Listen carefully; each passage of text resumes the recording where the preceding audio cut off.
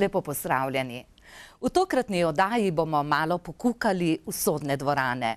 Ne bomo reševali sodnih sporov, pač pa bomo poskušali s pomočjo našega današnjega gosta spoznati, malo bolje razumeti delovanje slovenskega sodstva.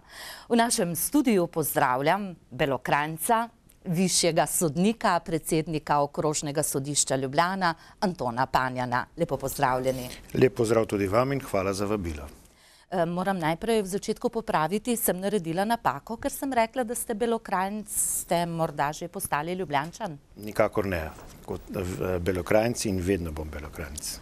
No pa, k temu se bova še povrnila v ta lepa belokranjska leta, torej vašo mladost.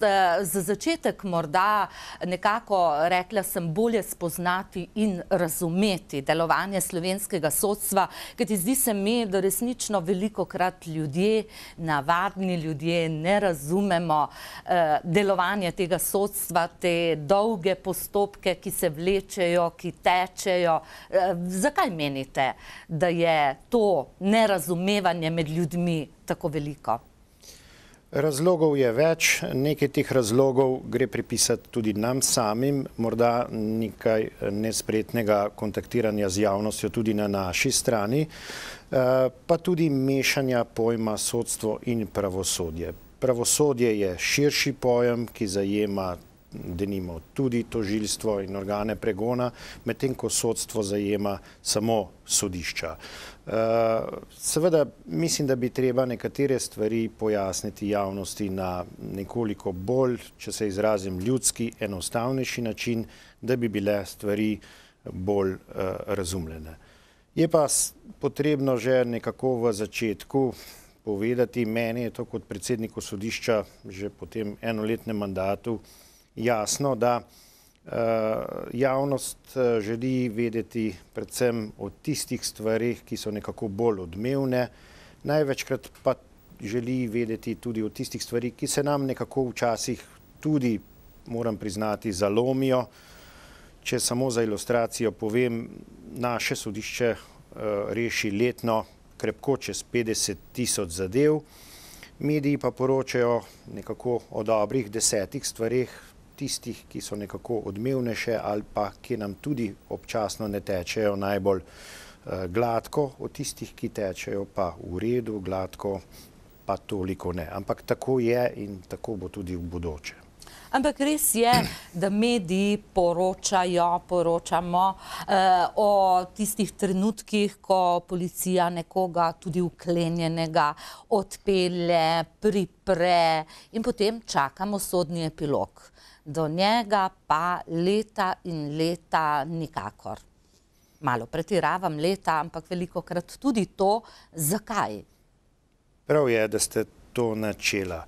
To je največkrat ta predkazenski postopek, ki tudi vzbudi največ zanimanja javnosti in velikokrat res ne dobi sploh sodnega epiloga.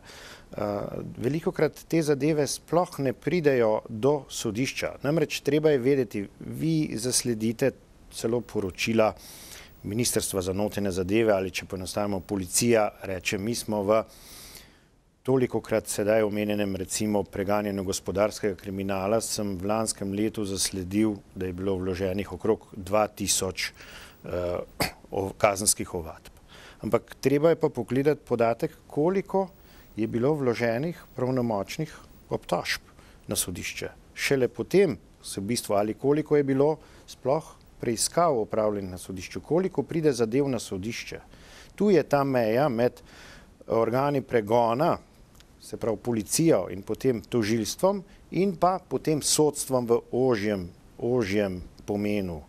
Zato ljudje mešajo, to je še nekoliko morda relikt preteklosti. Vi morate nekaj vedeti, za nas je tožilstvo samo ena od strank, tako kot je stranka ta osumljeni, obdolženi in njegov odvetnik. Tožilec ima popolnoma enako vlogo. In jaz vidim, da tudi javnost še zmeraj nas nekako enači.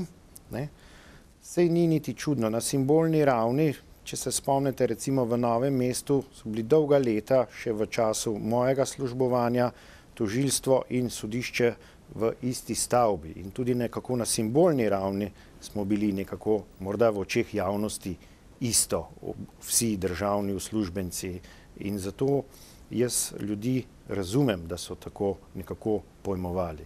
Ampak je treba strogo ločiti. Morda je to relikt preteklosti, ampak sedaj je to strogo ločeno. Za nas je to navadna stranka in tožilec je tisti, ki mora poskrbeti, da bo do stvari dokazane, sicer mora sodišče izreči oprostilno sodbo, ne glede na to, kako ti je ta stranka simpatična ali pa antipatična. Veste, eno stvar moram poudariti, sodišče ne sme podleči težnjam medijev, ulice, še najmanj pa politike. In tudi za nas, kakorkoli se sliši, morda nenavadno, oprostilna sodba ni neuspeh sodišča. Velikokrat pa javnost to tako tretira in tudi meni velikokrat celo dobri znanci, ki so, lahko rečem, tudi izobraženci, pa mi kar rečejo v obraz, tudi ta vam je ušel. Nam ne uide nobeden, mi nismo organ pregona. In to je konec koncev še edini garant, kakorkoli se to sliši, oprostilna sodba še edini garant pravne države. Nekdo drugi mora poskrbeti, da so vsi dokazi predloženi, sicer mora biti oprostilna sodba, ne glede, kaj si sodnik ali predsednik sodišča ali kdorkoli o takšnem obdolžencu in njegovi morali misli. Torej je neuspeh tožilstva. Absolutno. Ampak če sva že pri tem, potem menite, da je prav, da gre tožilstvo pod Ministrstvo za notranje zadeve, čemur smo sedaj priča? Ne, glede tega je pa pravna stroka enotna.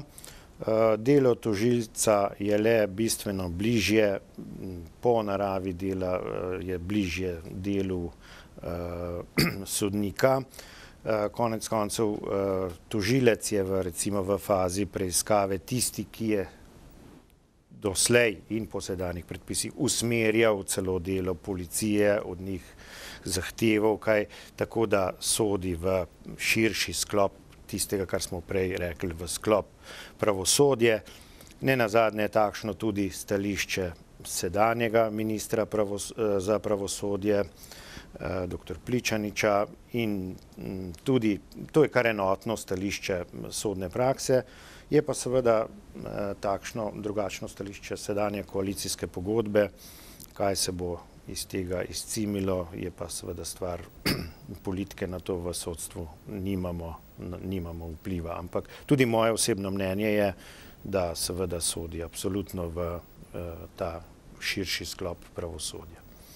No, ko pa, to se pravi, zadeve se zelo dolgo vlečejo na tožilstvu, ko pa pridejo v sodniške dvorane, resnično pred sodnika, tudi tam teče dolgo. Nedavno sem slišala podatek, da so obdolženi v tako imenovani aferi Čista lopata 37-tič sedli pred sodnico.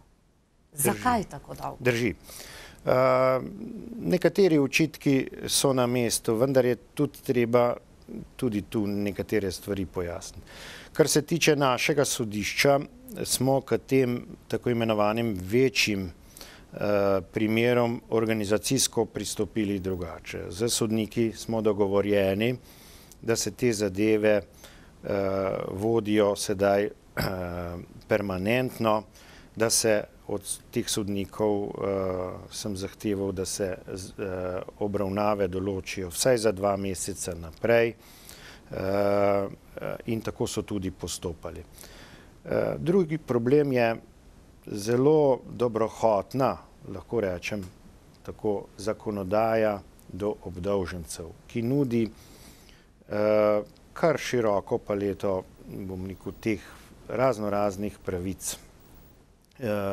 Potem je bilo tu cela vrsta zapletov konkretni zadevi z zdravstvenim stanjem, predvsem enega od obdolžencev, zdaj na koncu so že vsi zboleli. Druge obdolženke in tako naprej. Tako da teh manevrov se seveda obdolženci in njihovi zagovorniki spretno poslužujejo, kar vse vpliva na potek postopka. Morate pa tudi vedeti, da so ti nekateri postopki tudi dokazno zelo zapleteni, zahtevni, z dokazovanjem, z listinami iz tujine. Skratka, gre za zapletene postopke. Na teh zadevi je sodnica delala res permanentno. Moram reči, da je zadeva kar utrudila, da jo sedaj pripeljala tik pred koncem. Računali smo celo na zaključek v prejšnjem tednu, pa je šlo spet za eno opravičilo, ampak zadeva je res v povsem zaključni fazi, tako da, ampak gre samo seveda za en manjši del zgodbe v teh tako imenovanih tajkunskih zgodbah. Ja, ampak če že govorimo o teh velikih tajkunskih zgodbah, bojda še sploh niso prispele do sodišča in ko tako poslušam ljudi, večina je prepričanih, da obsodbe nikoli tukaj ne bo. Kaj vi menite? Glejte, tle so pričakovanja javnosti in seveda tudi gre za nek naprejšnja željo, vsaj tako željo javnosti po obsodbi, a ne? Že prej sem povedal, da mi temu ne smemo slediti ali podleči. Naši sodniki bodo seveda vezani samo na procesno zakonodajo in materialno zakonodajo in uspeh dokaznega postopka z ene ali druge strani, se pravi strani tožilstva, s strani obrambe. Naša stvar bo čim boljše organizirati te procese in da bodo tekli čim bolj permanentno. Tukaj moram povedati tudi, da je v lanskem letu prišlo do spremembe zakonodaje in da imamo zdaj tako imenovano specializirano skupino, ki deluje od junija lani, v katero imamo organizirane, lahko rečem, bolj izkušene, boljše sodnike. 9 jih je, tako da te zadeve tečejo sedaj hitrejše in jaz računam, da bodo te zadeve le stekle. Vendar so res po obsegu nekatere obsežne, zahtevne, zahtevajo na določena znanja in tudi te želje, pričakovanja javnosti, tudi politike, ki je zastavila, da bodo nekateri, da naj bi bili vsi sodni procesi na prvi stopnji končani v 6 mesecih, v najbolj zahtevnih zadevah žal niso realne. Nekateri dokazni postopki, ker bodo morali nastopati izvedenci, ker so dokazi konec koncev nekateri iz tujine, to žal ni mogoče. Še vedno bo potrebno nekaj potrpljenja in tudi zunaj, veste, ti postopki niso tako gladki. Ampak še zmeraj, da sem povsem jasen, še zmeraj so rezerve pri nas, še zmeraj tudi pri nas ne teče vse prav, in tudi pri nas je določena krivda, da nekatere stvari ne morem reči, da jih ne moremo izboljšati in jih bomo morali. Predvsem na področju tega gospodarskega kriminala in pa sicer na področju reševanja gospodarskih sporov, ker imamo vsaj naše sodišče prevelike zaostanke. Ja, sodni zaostanki, to je že več let trajajoča zgodba v Sloveniji. Nedavno sem slišala podatek, da je menda v Sloveniji vsega skupaj 425 000 sodnih zadev nerešenih. Zakaj tako veliki sodni zaostanki? Morda manjka sodnikov? Ne. Torej to ni tako kot pri zdravnikih? Ne. Število sodnikov v Sloveniji na prebivalca, mislim, da je celo eno med največjimi v Evropi, če ne celo največji. Tako da število sodnikov se celo zmanjšuje in je trend zmanjševanja. Mislim, da moramo organizacijsko gre v drugo smer in tako je prav. Sodniki smo doslej preveč delali marsikatera tudi administrativna opravila, ki jih drugje v drugih državah delajo sodniški pomočniki in v to smer je potrebno iti, da sodnik samo sodi. Mi smo sedaj v Ljubljani prvi v Sloveniji, peljemo pilotski program dela na gospodarskem oddelku, ker bomo sodnike povsem razbremenili teh raznoraznih opravil, da bo sodnik delal samo na zadevi, da mu vse drugo pripravijo strokovni sodelavci in sodniški pomočniki, ne da bo sodnik izgubljal na teh raznoraznih opravilih, ki ne sodi res, ker je škoda imeti človeka s pravno fakulteto z toliko izkušnjami, da dela na takšnih banalnih stvareh, si pridobi svojo sodniško normo in ne dela več. Skratka, je cel kup možnih organizacijskih stvari, da se to delo znotraj sodišč izboljša. Zanimivo, vedno govorimo o sodnikih, tako nekako nasplošno. V bistvu imamo pa v Sloveniji bistveno več sodnic kot sodnikov. Vi nekako delate v ženski družbi. To razmerje pa zaradi te izjave, ki jo bom zdaj izrekel, pa sem jo že v preteklosti, sem bil že kritiziran, ampak jo bom ponovil. To razmerje je prehudo.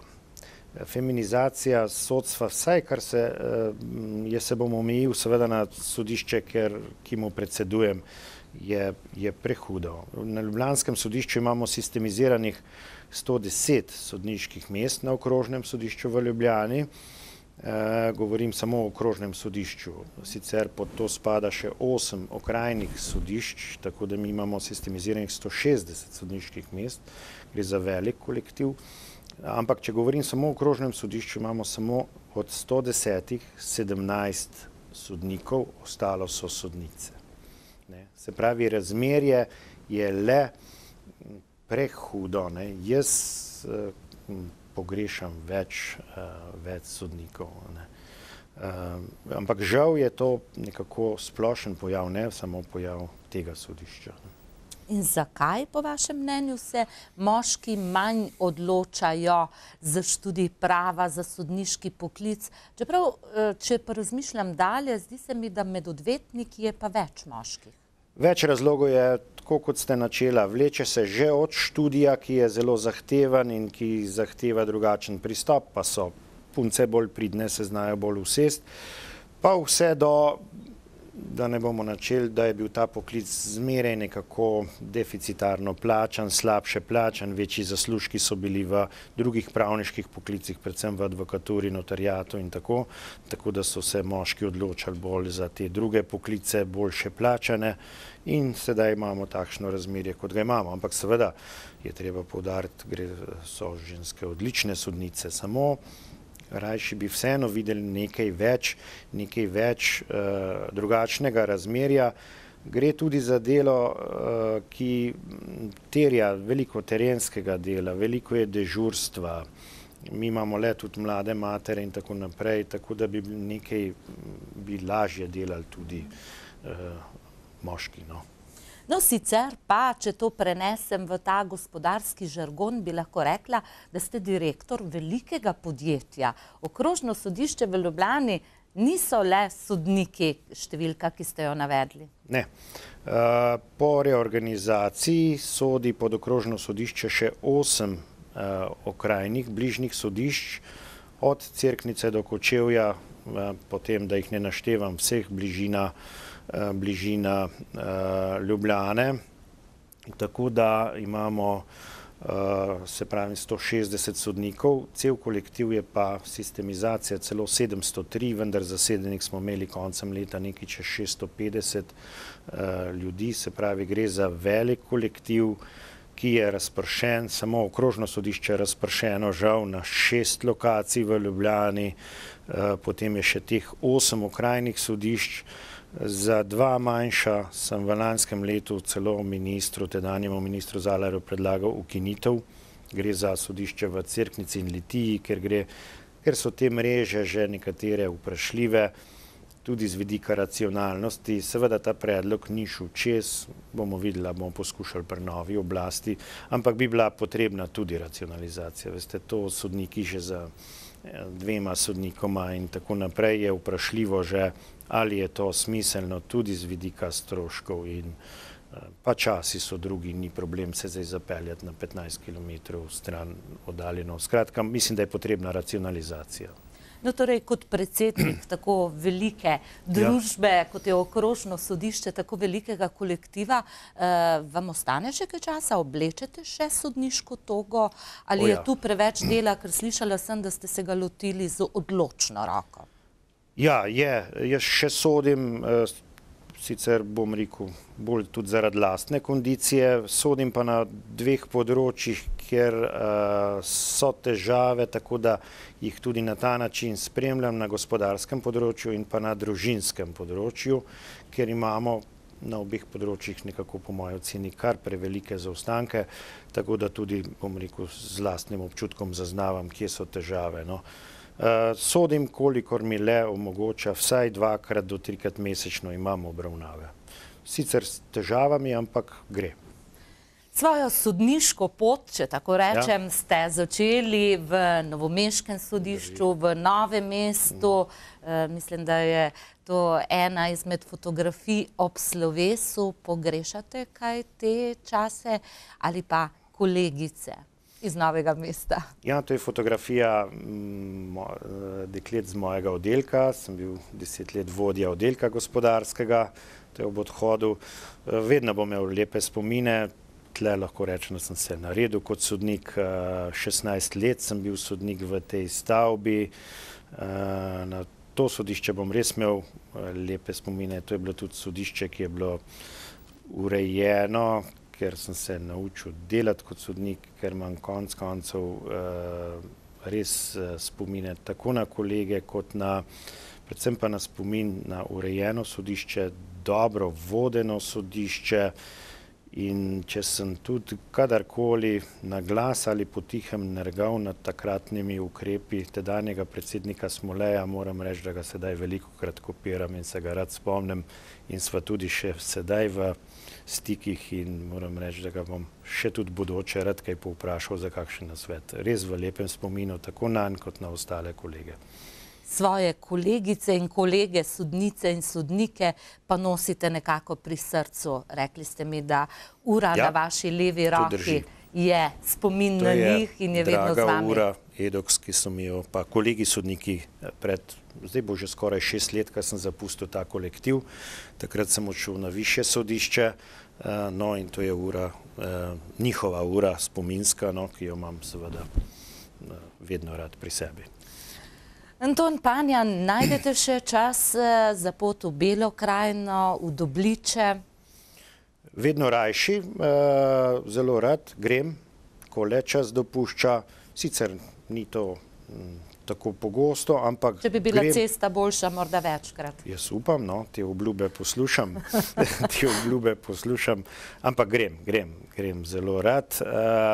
Tako da moram se tudi pohvaliti, da tako prejšnje kolektive, kot sedanji, pa tudi že svoje sedanje kolege, predsednike vseh okrožnih sodišč, sem vedno najprej odpeljal v Belo krajino in vsi so bili izjemno presenečeni tako nad lepotami, predvsem nad ljudmi, da ne govorim o Prusovih vinih. Ja, ampak jaz se vas spomnim tudi iz časov gimnazijskih let in takrat niste ravno delovali kot nekdo, ki bi rad ure in ure sedel pred buklami. Bili ste aktivni na zelo različnih področjih, od glasbe, od bobnanja naprej. Kaj, odkje ta odločitev, da se boste zaprli v sodne dvorane, oblekli sodniško togo, morda se takrat še na lasuljo računali? No, lasulja bi že tudi zdaj prišla prav, glede na barvo las, ampak ne vem, tista odločitev je nekako potem dozorela, ni mi žal, ta poklic imam rad.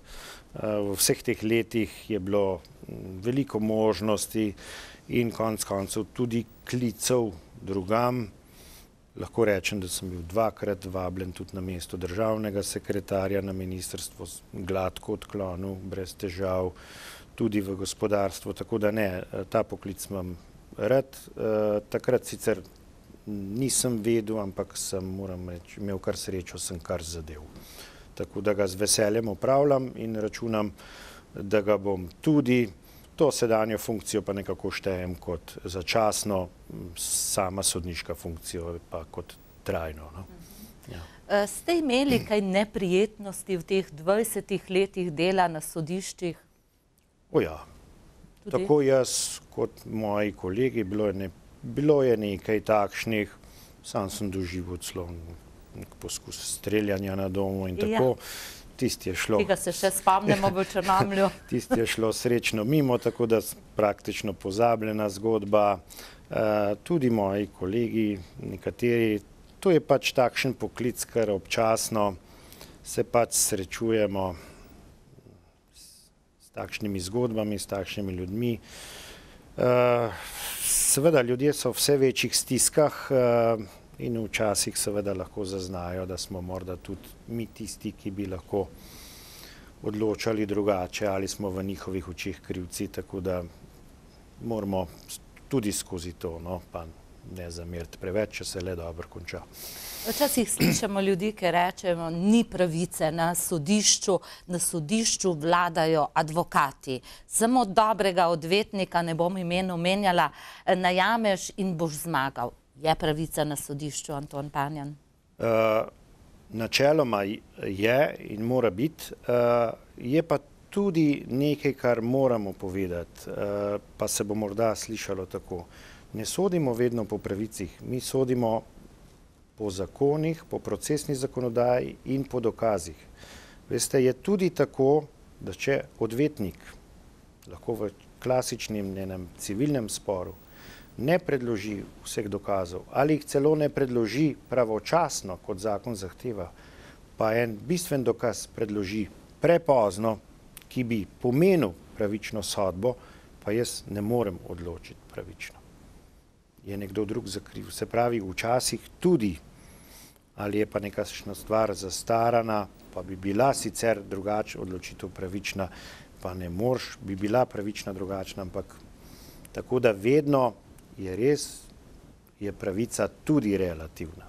Ampak ljudje jo seveda dojema vsak po svoje, vsak ima svojo zgodbo, vsak ima tudi svojo pravico, objektivna je pa nekaj vmes. Ja, včasih imamo ljudje tudi občutek, da v Sloveniji obstojata dva zakona. Eden za male ljudi in male podjetnike in eden za velike ljudi in velika podjetja, pa ni tako. No, to je ena taka mantra, ki jo v zadnjem času pač ali pa zadnje čase se veliko pojavlja, ampak glede na to, koga jaz vse srečujem vsak dan na hodnikih naše sodne stavbe, temu ne bi mogel tako reči.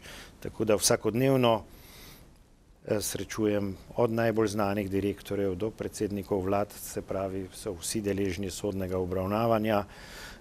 Mislim, da ne. Mislim, da ne in tudi ne bi bilo prav. Tudi teh neposrednih pritiskov na sodstvo jaz nisem bil nikoli deležen, niti v najmanjši meri. Posrednih pritiskov na nas, seveda, da moramo rešiti več, da se morajo sodni zaostanki zmanjšati in tako naprej, te so pa upravičeni. Tega se pa moramo tudi mi zavedati. Marsikaj je odvisno od nas, tako da od tega ne bežimo in za en del krivde, pa tudi odgovornosti, pa absolutno moramo prevzeti nase in se potruditi, da bo boljše. In tukaj se tudi spreminja, da optimistično končava najm pogovor. Ne, se spreminja, saj se sodni zaostanki bistveno zmanjšujejo. Konec koncev, če se vrnem samo na svojo preteklo polzgodovino, saj ko smo delali v Novem mestu, mi smo bili na zadevah praktično že popolnoma na čistem. Na določenih zadevah je bilo novomeško sodišče popolnoma na tekočem, tako da so določeni odvetniki že dogovarjali pristojnost tega sodišča za primer spora. Ljubljansko sodišče pa je res določena specifika, ker se nabere cel kup od že zakonskih pristojnosti, da ne govorim, je res nekoliko težje in po obsegu in po nekaterih vrstah sporov, tako da, ampak nas je pa tudi več in bomo te stvari morali pač popucati. Anton Panjan, višji sodnik, predsednik Okrožnega sodišča Ljubljana, hvala, da ste našli čas, prišli v naš studio in nam poskušali vsaj malo razložiti, da bi bolje razumeli delovanje slovenskega sodstva. Hvala in veliko uspehov pri delu. Bilo mi je veselje. Hvala tudi vam. Drage gledalke, dragi gledalci, vam pa le še hvala za pozornost in lep, prijeten preostanek večera.